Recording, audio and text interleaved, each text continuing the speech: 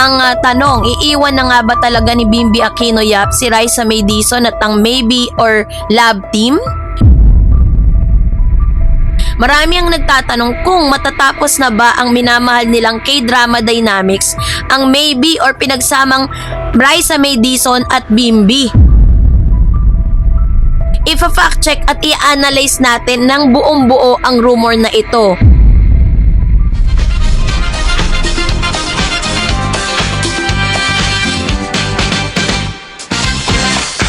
So, eto pa isang fake news na ating i-fact check dahil meron pong lumalabas na mga news dito po sa Blue App or sa Facebook na tila baga sinasabi nitong isang content creator na ito na si Bimby daw ay iiwan na ang Maybe Love Team. So, medyo masakit sa pandinig pero nandito tayo para i-fact check yung balitang ito. So, bago yan, of course, if you haven't subscribed yet to my YouTube channel, please don't forget to this time, let's talk about this one. So, yun nga no, ano nga bang meron sa Maybe Ship? Kung babad ka sa TikTok Reels, Facebook Watch, at X na dating Twitter, feed ngayong araw, malamang na-stress ka rin sa mga naglalabasang headlines. Ang tanong, iiwan na nga ba talaga ni Bimby Aquino Yap si Raisa May Dizon at ang maybe or love team? So dahil po sa mga kumakalat na balita na baka mag-focus na si Bim sa kanyang personal life, pag-aaral, pag-aalaga sa kanyang mom na si Kris Aquino, plus the ongoing chika tungkol sa kanyang special girl, nagpanik ang buong fandom. Marami ang nagtatanong kung matatapos na ba ang minamahal nilang K-drama dynamics, ang maybe or pinagsamang Raisa May Dizon at Bimby. Pero bago mag-file ng emotional leave ang mga maybe shippers at mag-trend ng hashtag save my maybe sa X, ifa-fact check at i-analyze natin ng buong buo ang rumor na ito. So ito po yung pinaka-ultimate report. Yung chapter 1 niya is the origin of maybe and the sudden iwanan rumors. Paano nga ba nabuo ang maybe or Rai Bim magic? Nagsimula ang lahat ng mga bata pa sina Bim at Raisa. Sila yung dalawang pinakasikat na child star, 'di ba, sa kanilang henerasyon. Nagkaroon po ng blockbuster hit sa movie ng My Little Bossing, and fast forward, pagkalipas ng ilang taon, pumasok sila sa kanilang young adult era at ang reunion nila ay sa TV at sa digital space ay nag-spark ng panibagong viral trend na tinawag nilang Maybe at Rai Bim. So, ang visual contrast, si Bim na towering tall, 'di ba? Parang yung kanilang pagkakaiba. And bakit nga ba umuusad yung balitang iiwan? Kung narinig nyo po yung news na ito, hindi na natin papahabain pa, pero bibigay ko sa inyo yung pinaka-heart nung news na ito kasi parang ikinakalat niya sa buong universe. Naiiwan na daw ni Bim, no? Ito pong maybe. Kung kailan naman umuusad na at kailan naman nagkaroon na ng mga fandom ang maybe, tsaka naman niya iiwan. At the same time, isa rin sa napansin ko dito sa balitang ito, hindi totoong tao yung nag-uulat. Siya po ay isang AI, 'di ba? Sa boses pa lang maririnig natin na AI lang siya. At the same time, hindi niya pinag-isipan at siya po ay bumabase lang sa mga chismis. So, bakit nga ba umusad yung balitang iiwan na ni Bim ang love team? Nagsimula kasi ang chismis sa tatlong pangunahing dahilan. So, eto yon kasi meron po yung The Special Girl Hard launch. Nung mag-post ang kanyang mom na si Kris Aquino na cryptic birthday greetings para kay Bim na may kasamang mystery girl na di umano'y anak ng isang kilalang politiko, maraming fan ang nag-assume na kinakailangan ng i-dismantle ang Maybe Love Team out of respect sa totoong nakikipag-date kay Bim. And of course, the number 2, the career and personal priority. Si Bim ay patuloy na nag-aaral at primary caregiver din ng kanyang ina, hindi na full-time contract star ng isang network, kaya ang kanyang showbiz ay appearances ay voluntary or guesting based lang. And of course, syempre yung mga showbiz clickbait meal. Naglabasa ng mga YouTube at TikTok content creators na gumagawa ng dramatic thumbnail like Bimby nagpaalam na kay Raisa, or maybe buburahin na sa Itbulaga, 'di ba? Yun yung mga mga nagti-trigger kung bakit po lumalabas yung mga ganitong klase ng fake news. Pero if a fact check and reality check natin 'yan, iiwan nga ba talaga 'to? So ito ang real tea mula sa ating analysis ng showbiz landscape. Number 1, wala pang official contract or wala pang official network contract na status in the first place si Beam at Raisa. At hindi sila official na tambalang pinirmahan ng kontrata tulad ng mga traditional na love team sa showbiz. Katulad ng Katniel, Barda, Don Bell, at kung ano-ano pang mga love team. Maybe ay isang organic at internet ship at sitcom style guesting pairing. Dahil wala pang permanent binding agreement, wala ring literal na pag-iwan na kailangan mangyari. Ito yung pinatawag na the power of genuine friendship. Sa lahat ng interviews at candid moments sina Beam at Raisa, kitang-kita na ang pundasyon ng kanilang samahan ay pure respect. 'Di ba? Yung kanilang nostalgic childhood friendship at genuine fondness. Kahit magkaroon si Beam ng totoong partner sa real life or mag-focus siya kay Raisa sa kanyang solo career at hosting, hindi mawawala ang kanilang friendship. Pwede pa rin silang mag-reunite sa events, guesting, or special projects kapag tugma ang kanilang mga schedule. And syempre, nagkakaroon din ng comparison matrix, rumors versus reality. Para sa madaling madigest ito yung breakdown ng kung ano yung sinasabi ng chismis kumpara sa kung ano ang totoong nangyayari, 'di ba? Number 1 is the feature, the rumor, or the clickbait claims, yung reality showbiz facts. Yung status kasi ng maybe ay iiwan daw, buburahin na daw, si Bimbi ay active platonic, dynamic special guest, dahilan ng alitan may selosan, may issue sa totoong girlfriend issue, girlfriend no issue, very good terms at supportive sila sa isa't isa, 'di ba? And showbiz setup officials, contract, love team, casual, and organic tandem. This is based on nostalgic future project, zero interaction. So, meron po mga posibleng pwedeng mangyari sa future ng maybe tandem. Ano-ano nga ba mga posibleng direksyon ng dalawa sa mga susunod na buwan? So, the modern five-bot or the platonic bestie era. Katulad ng mga sikat na Hollywood stars, pwedeng i-five-bot ng dalawa ang kanilang image mula sa romantic tease patungo sa pagiging iconic showbiz friends or dynamic duo or dynamic club teams, no, na mas matagal at mas sustainable yung ganitong setup, 'di ba? At occasional power guesting, imbis na araw-araw ang tambalan, mas magiging event status ang bawat pagkilala nila sa TV. Every time na magkakasama sina Beam at Raisa sa isang frame, paniguradong viral agad at million views na TikTok. Si Chris Aquino na continuous support, si Chris mismo ang kilalang tagahanga at taga-suporta ng husay ni Raisa. So ano man yung magiging desisyon ni Beam sa kanyang karir, mananatiling bukas ang pinto ng pamilya Aquino para sa pamilya ni Raisa. Kaya naman yung ating verdict, dapat ka bang magpanik? So, fake news at exaggerated clickbait lang ang mga balitang iiwan na ni Beam sang maybe. Dahil wag mabudol sa mga TikTok drama narratives. Walang away, walang iwanan, at walang formal na pagbubuwag. Sina Beam at Raisa ay patuloy na magiging paboritong childhood duo ng madla. Nag-i-evolve naman ang kanilang mga personal na buhay tulad ng pagpasok sa romantic relationship, 'di ba? At o adult responsibilities. Pero ang maybe connection ay nakatatak na yan sa Pinoy showbiz culture. Kaya sa mga maybe at Rai-Beam shippers dyan, keep calm, chill lang, 'di ba? At enjoy ang bawat wholesome moments nila tuwing magkasama sila on screen. So kayo po, anong niyang saloobin patungkol dito? Mag-comment kayo sa comment section. And that's it for today. For more videos and updates, please don't forget to like and subscribe, and please don't forget to follow my Facebook page, Dareds TV and Dareds channel. God bless everyone.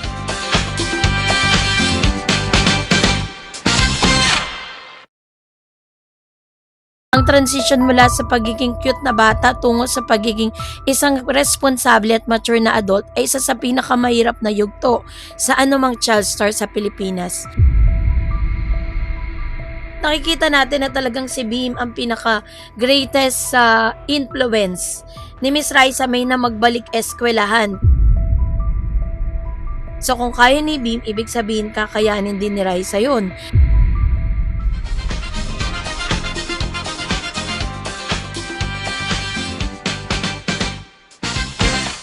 Hello po sa lahat po ng mga Daver Cards at sa lahat ng mga nanonood at sumusubaybay sa mga updates natin. For today's video, pag-uusapan po natin ang ilan sa mga naging impluensya ni Bimby Aquino Yap dito kay Raisa May Dizon. Kung saan tahasan niyang inamin dito po sa latest videos ni Miss Raisa May, yung kanyang plano kung saan si Bimby talaga yung number one na nag-influence para sa kanya. So yan ang ating pag-uusapan maya-maya lang. But before that, if you haven't subscribed yet to my YouTube channel, please don't forget to like. Eto na, kasi sa larangan ng industriya ng libangan sa Pilipinas, hindi na karaniwan na makakakita ng mga kabataang lumaki sa harap ng kamera habang sabay na binabalanse ang mabigat na obligasyon sa akademya. Dalawa sa mga pinakakilalang personalidad sa kategoryang ito ay sina Raisa May Dizon at Bimby Aquino Yap. Pareho silang nagmula sa magkaibang background ngunit nagkaroon ng malaking epekto sa kamalayan ng publiko ukol sa kahalaga ng edukasyon at tamang paggabay ng pamilya sa kabila ng maagang katanyagan. So yung ulat na ito ay naglalayong suriin ang ugnayan ng impluwensya at pagkakapareho sa buhay ni Bimby Aquino Yap at Raisa May Dizon. Tatalakayin dito kung paano nagsilbing inspirasyon o punto ng paghahambing ang buhay at mga desisyon ni Bimby kay Raisa May, lalo na sa usapin ng pagpapatuloy ng pag-aaral, pagbuo ng sariling identity sa showbiz at pagharap sa mga hamon ng transisyon mula sa pagiging child star tungo sa pagiging ganap na nakakatanda. So bago natin na tuluyan na talakayin yung topic na ito, let's watch this short video clip. Makaklase po. Mga kaklase niya po dati, tapos naging kaibigan niya. Pero magka-college ka balak mo? Opo, nag-iisip pala ako ng course talaga. Anong gusto mong course? Kaso nga parang inaano niya talaga yung... Binabaliwala din. Sinabi parang... So, si Miss Raisa May Dizon ay mula sa Miss Philippine tungo sa senior high school graduate. Nagsimula ang karera ni Raisa May nang manalo nga siya dito sa 8 Bulaga. Tapos, mabilis siyang naging paborito ng publiko dahil sa kanyang angking talino, kakyutan at likas na husay sa pakikipag-usap kahit sa murang edad. Sa loob lamang ng maraming taon, naging host siya at nagkaroon pa ng sariling talk show, ang The Raisa May Show. Sa kabila ng napaka-busy at schedule sa pag-arte, hosting at kalaunan ay pag-vlog, hindi pinabayaan ni Raisa May ang kanyang pag-aaral. Naka-enroll siya sa Far Eastern University or FEU High School kung saan matagumpay siyang nakatapos ng senior high school. Bagamat nagpahig siya ng interes na magpatuloy sa kolehiyo, nananatiling bukas ang kanyang mga opsyon ukol sa pinal na kurso at pamantasan ng kanyang papasukan. Si Bimby naman po ay lumaki sa ilalim ng spotlight. Si Bimby po ay anak ng tanyag at host at actress na si Kris Aquino at nag-basketball player na si James Yap. Mula nung kanyang pagkabata, bawat kilos at desisyon sa buhay ni Bimby ay nasusubaybayan ng publiko. Kaya naman, sa gabay ng kanyang ina, nabigyan ng matinding prioridad ang edukasyon ni Bimby sa pamamagitan ng homeschooling at mga kilalang international na program. So dahil sa kanyang pagiging pinalaki ng isang pamilyang mataas sa pagpapahalaga sa edukasyon at pampublikong diskurso, nakabuo si Bimby ng isang imahe ng isang kabataang magalang, may malawak na kaalaman at may matatag na paninindigan sa kanyang mga pinipiling hakbang sa buhay. Kaya naman po, isa sa mga impluwensya, yung mga punto ng impluwensya at pagkakapareho nila, ang pagpapalaga sa edukasyon sa kabila ng katanyagan. Isa sa mga pangunahing impluwensya at punto ng paghahambing sa pagitan ng dalawa ay ang prioridad na ibinibigay sa pag-aaral. Meron silang seryosong pagtatapos. Pinakita ni Bimby na hindi hadlang ang maagang pagpasok sa showbiz upang makamit ang mataas na antas ng edukasyon. Ang oryentasyong ito ay makikita rin sa mga naging hakbang ni Raisa May na hindi huminto sa gitna ng kanyang sikat na karera sa 8 Bulaga at pag-vlog para lang mag-focus ng buo sa trabaho. So, meron silang disiplina sa pagbalanse. Ang halimbawa ng mga kabataang tulad ni Bimby ay patuloy na nag-uugnay sa kabila ng mga oportunidad sa showbiz ay nagpapatibay ng resolusyon ni Raisa May na tapusin ang kanyang senior high at magplano para sa kolehiyo. So, mula sa yung transition niya mula sa child star patungo sa mature na personalidad. Ang transition mula sa pagiging cute na bata tungo sa pagiging isang responsable at mature na adult ay isa sa pinakamahirap na yugto sa anumang child star sa Pilipinas. Kasi naroon kasi yung pagkontrol sa sarili niyang narrative. Si Bimbi ay maagang natutong humarap sa media at ipahayag ang kanyang sariling saloobin ng may galang ngunit may paninindigan. May kita rin kay Raisa May ang katulad na pag-unlad sa kanyang pagbablog at appearance. Tulad ng guesting kasama si Alex, may malaya niyang naisasaad ang kanyang mga personal na kagustuhan kasama na ang pag-uusap tungkol sa kanyang hinaharap at mga interest tulad ng baking or culinary arts. So, dahil dito, napanatili din niya yung maganda niyang image. Ang kawalan ng malaking kontrobersya sa buhay ni Bimbi at Raisa May ay nagpapakita ng magandang impluwensya sa isa't isa sa pangkalahatang kultura ng mga batang artista. So, sa buhay ni Bim, napakalaki ng papel ni Chris sa paghubog ng kanyang mga desisyon. Sa kaso naman ni Raisa May, ang kanyang inatang pamilya nagsisilbing gabay sa kanyang mga akbang sa mga pag-uusap ukol sa pagpapatuloy nito sa kolehiyo. Ang payo ng magulang tulad ng iminungkahing pagkuha ng baking dahil sa praktikalidad nito ay nagpapakita rin ng pampublikong figurang ito dahil sa gabay ng pamilya. Si Bim po kasi parang ang gusto niyang course, ang pagpapatuloy niya is maglolo. Tapos ito naman po si Raisa, gusto niya pong maging kumuha ng culinary arts. 'Di ba? Parang regarding sa pagluluto, ganyan kasi nga yung mami niya talaga doon talaga nag-focus din siya doon, 'di ba? Kaya kung bibigyan siya ng or kung babalik man siya sa college, gusto niya or magka-college siya, yun yung gusto niyang course, yung culinary nga daw. So, yung academic na status at mga options sa kolehiyo pagtatapos sa FEU High School at pagtatapos si Raisa May sa senior high ay isang malaking tagumpay na nagbubukas ng maraming pinto para sa kanya. Yung pagpili niya ng kursa, bagamat wala pang opisyal na anunsyo, ang mga naging palitan ng birot o sa pintungkol sa kursong tulad ng culinary arts o baking ay nagpapakita na isa sa alang-alang niya yung mga praktikal at malikaing larangan na magagamit din niya sa kanyang personal na buhay at negosyo sa hinaharap. So, sa kanya naman po, kaya niya naman pagsabayan at nakikita natin na talagang si Bim ang pinaka-greatest influence ni Miss Raisa May na magbalik eskwelahan. Kasi nga naman 'di ba parang na-inspire siya kay Bim na kayang pagsabay ni Bimbi yung pag-aalaga sa nanay niya, tapos nag-aaral pa siya, tapos nag-showbiz. So kung kaya ni Bim, ibig sabihin kakayanin din ni Raisa yun. Ang vlogging ay nagbibigay kay Raisa May ng plataforma upang maging authentic at ipakita ang kanyang totoong buhay sa labas sa script ng telebisyon. So kaya naman nag-i-evolve din yung kanyang career. Sa kanyang pagtungtong sa tamang edad, inaasahan ang pagbabago sa mga papel na kanyang gagampanan sa telebisyon at pelikula, kung saan ang kanyang edukasyon ay magsisilbing matatag na pundasyon sa kanyang mga desisyon at karera. So, yung impluensyang ito at paralelismo sa pagitan yung parallel sa pagitan ni Bimbi Aquino at Raisa May ay nagpapatunay na ang maagang tagumpay sa showbiz ay hindi kailangan maging dahilan upang talikuran ng formal na edukasyon sa pamamagitan ng inspirasyon mula sa mga kapwa batang artista at sa matatag na suporta ng pamilya. Napatunayan ni Raisa May na posible na magkaroon ng matagumpay na karera habang pinapahalaga ng personal at akademikong pag-unlad. So yung kanyang pagtatapos sa senior high, sa FEU at ang kanyang patuloy na pagpaplano para sa kolehiyo niya, 'di ba, ay nagsisilbing magandang halimbawa para sa mga kabataang Pilipino na naghahangad ng balanse sa pagitan ng kanilang mga pangarap sa karera at ng kanilang edukasyon. Kaya naman sa next next updates, makikita na natin si Raisa naka-uniform na siya kasi magbabalik aral na siya. And through the influence of Mr. Bimbi Aquino Yap.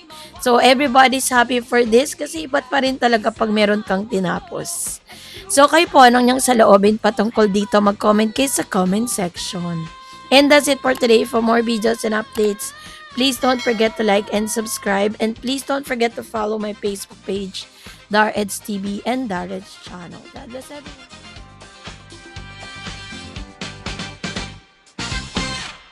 Kaya naman sa panayam ni Alex Gonzaga sa kanyang vlog ay muling naungkat ang kakaibang closeness ng dalawa. Friendly closeness lang ba talaga to o may polite romance crush level na nagaganap? Ang pambansang tanong, crush mo ba si Bimbi?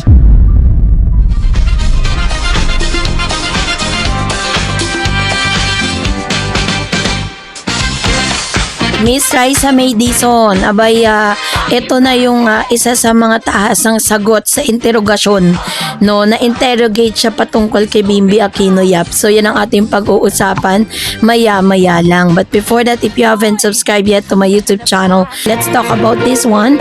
Dahil, ang OG child star na biglang may spark, OMG, pause muna tayo sa mga thesis at school breakdown. Mainit na init na chikahan muna. Kung tubong 20s kid ka or 2000 kids or laking it bulaga, pamilyar na pamilyar ka sa dalawang batang to na literal na lumaki sa harap ng mga kamera. Noong napanood natin silang dalawa sa sobrang cute, nagpapalitan ng laruan, nagpo-promote ng MMFF, movie sila, and then the fast forward sa kasalukuyan ay parehas na silang ganap na teenagers, young adults. Kaya naman sa panayam ni Alex Gonzaga sa kanyang vlog ay muling naungkat ang kakaibang closeness ng dalawa. Ang resulta, isang malaking kilig overload para sa netizen. Biglang nag-surface ang tanong na friendly. Friendly closeness lang ba talaga to o may polite romance crush level na nagaganap? Ito ang kabuuang ulat na usapin ukol dito sa kwentong ito, no, na ang interogasyon ni Alex Gonzaga. Seryoso ang chika o pa-crush. Kilala si Alex Gonzaga sa pagiging pambansang chismosa at pambansang marites sa kanyang mga vlog.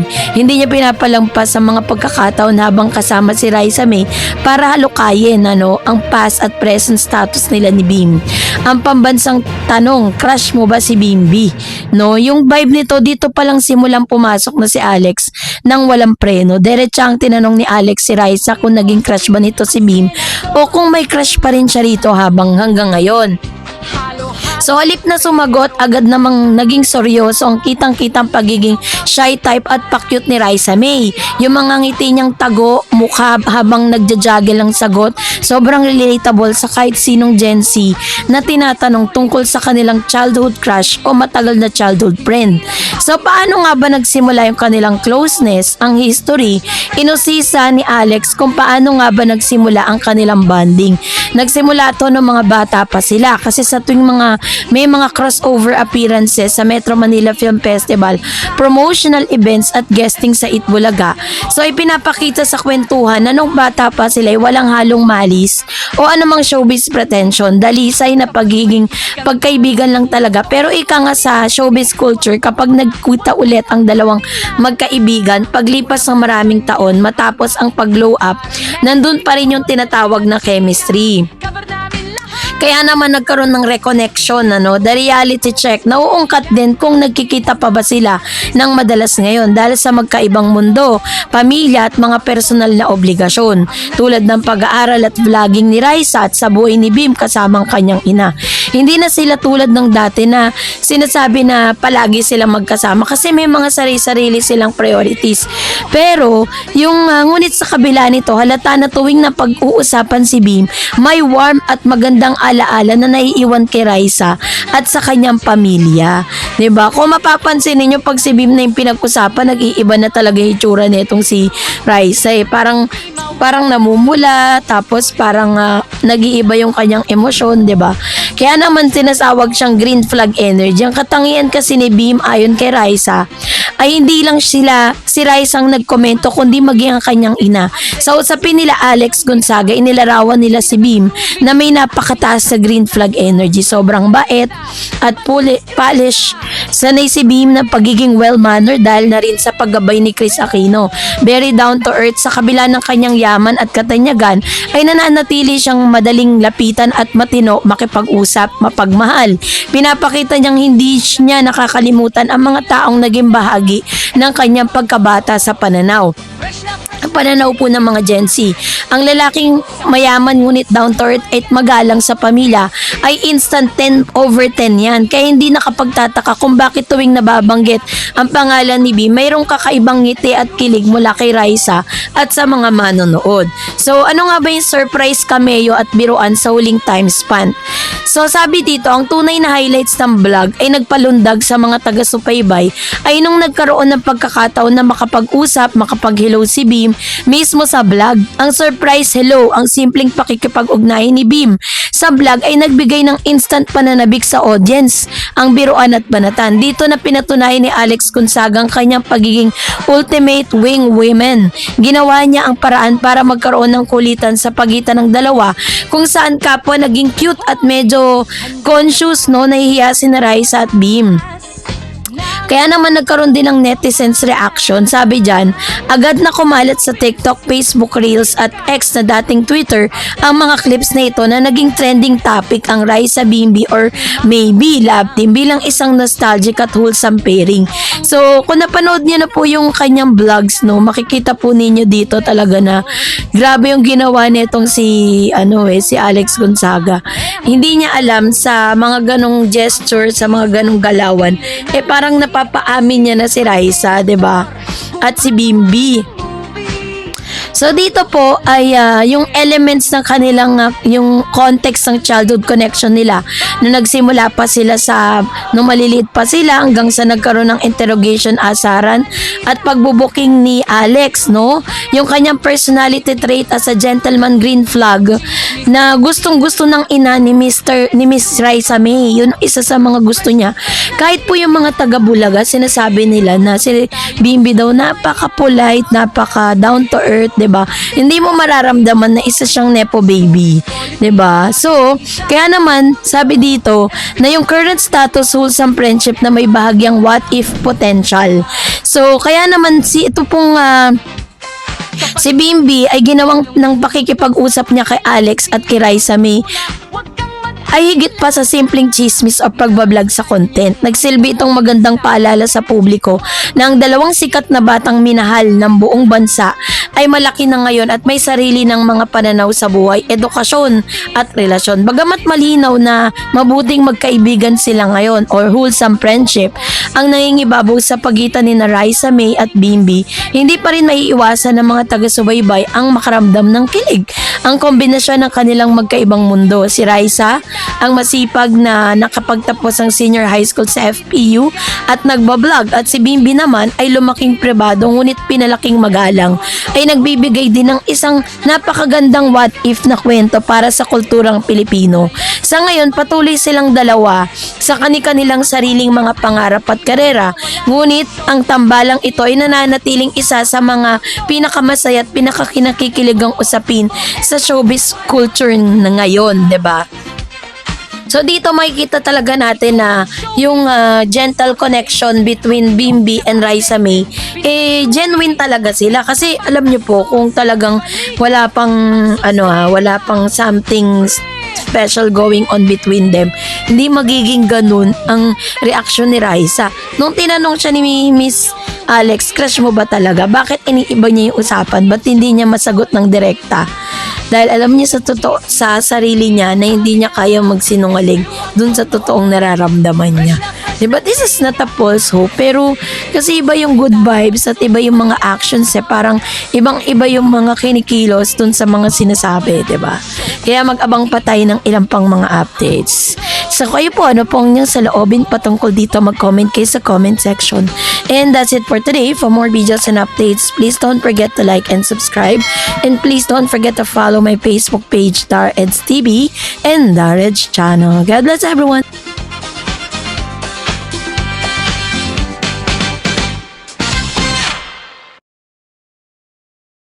So parang mag-asawa yung peg nila dito, no? Oo, tama yung mga nabasa mo, mag-asawa ang peg nila. So dahil dito pumasok ang idea, bakit hindi gawan si Bimbi ng sariling regular or recurring character sa show bilang kapartner ni Raisa? So medyo mababa yung probability or mababa yung kanilang viewership. Lalo-lalo na pag wala si Bimbi, hindi sila kompleto, 'di ba?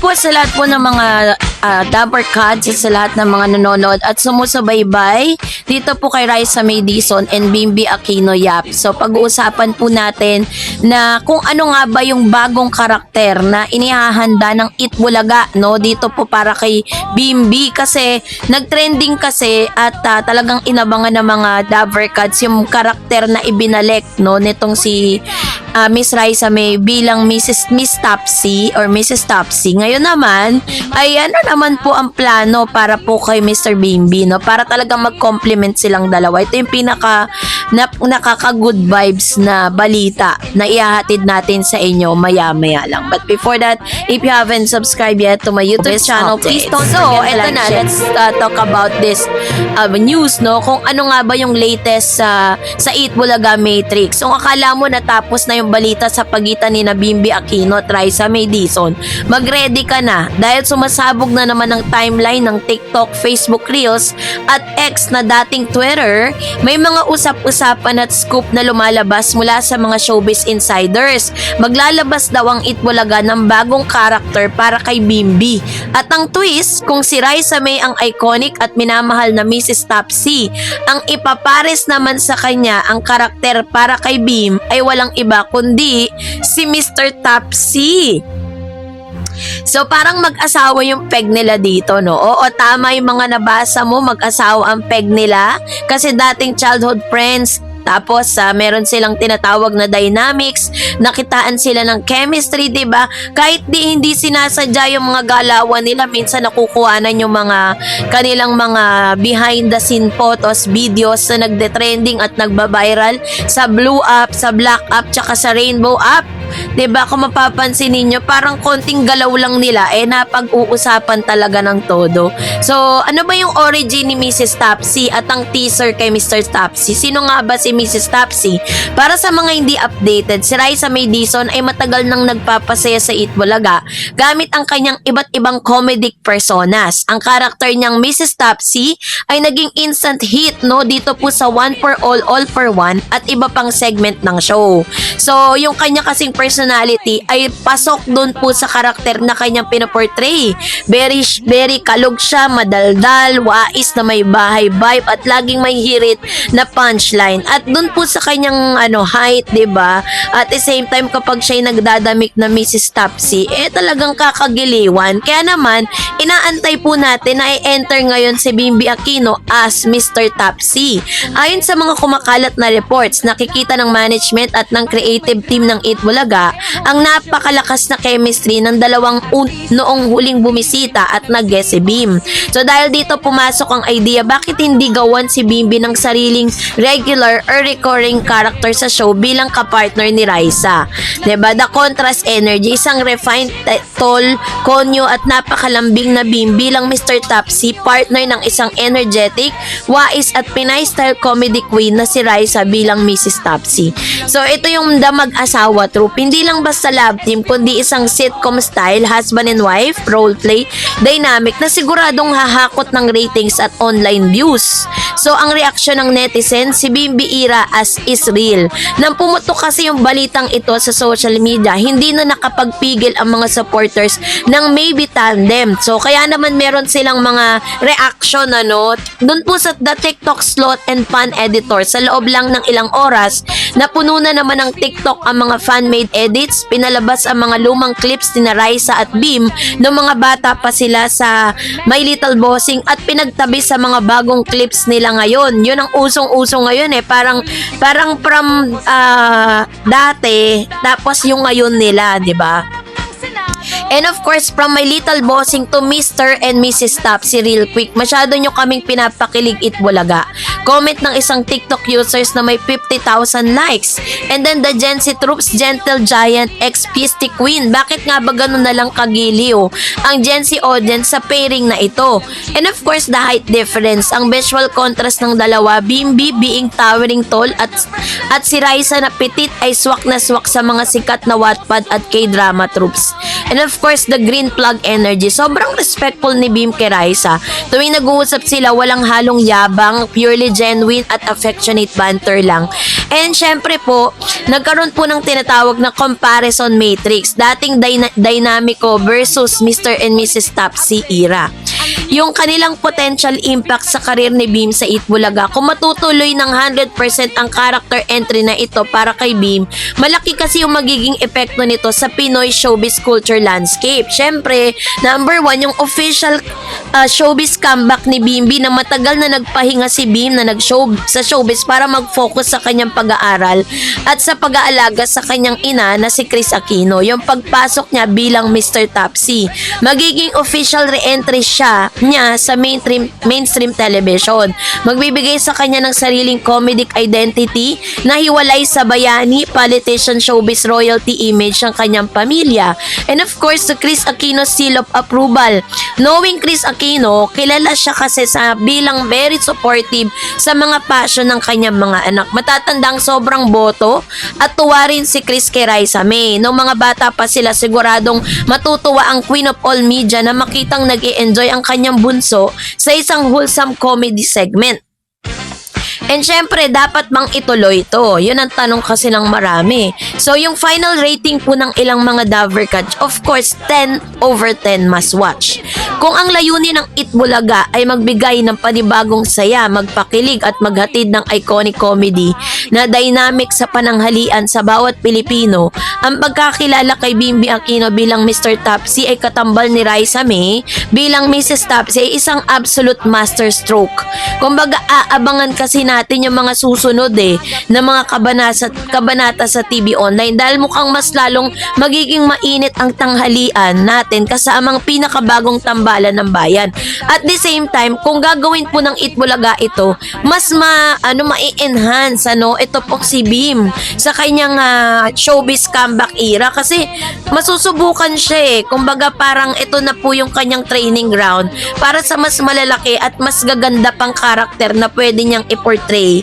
Hindi lang dito sa Eat Bulaga, outside Eat Bulaga kasi malaki naman po talaga yung potential at malaki din po yung possibility na pwede po silang bigyan ng sarili nilang sitcom. Pwede silang isabak kasama ng mga malalaking actors and actresses dito po sa TV5 or sa ABS-CBN, 'di ba? Kung papayag ang management netong si Beam ni Raisa na tumawid siya ng ABS or ng GMA kasi wala naman pong bad blood between them 'di ba? Parang si Bossing na rin naman ang nagsabi na kahit po natanggal sila or inalis sila sa GMA at lumipat sila ng TV5, hindi naman nila kinat yung ties dito sa GMA. So, ibig sabihin, pwede sila kahit saang network. So, malaki yung network na pwede nilang paglaruan. Pwede silang lumabas sa GMA, ABS, or TV5, or kung saan mang platform na pipiliin ng kanilang management.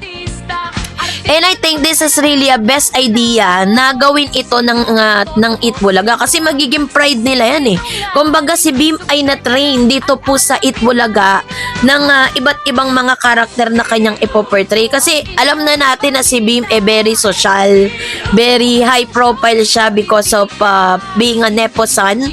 So, it's time naman siguro para baguhin niya yung kanyang karakter sa pamamagitan ng pagtitrain sa kanya dito sa Eat Bulaga. Kaya po sa mga nag-iisip na baka mawala na si Beam, that's really impossible.